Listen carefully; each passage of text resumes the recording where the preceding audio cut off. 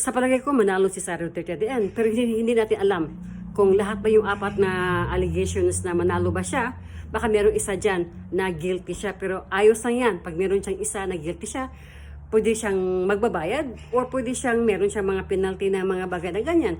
Pero ang maganda ngayon guys, iba ang kaso ni Sara kaysa sa mga kaso na dumaan sa mga impeachment hearing sa mga dumaan ng mga officials. Iba ang kay Sara Duterte. Dahil dito sa kay Sara, meron siyang team of lawyers pero nakafocus sila dito sa rules of evidence.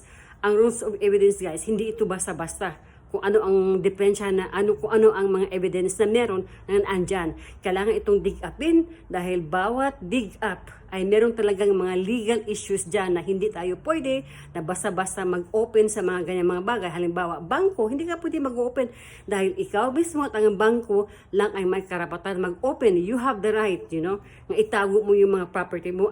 Kung meron ka mang atraso sa presidente or sa vice president, ang bangko na ang magtanong sa iyo, hindi yung ibang tao na basta-basta ko na lang, dahil yun ang tinatawag na selective justice, na siya lang ang paparusahan, pero yung nagparusa sa kanya ay thank you, kahit na kahit marami silang mga illegal issues na ginagawa.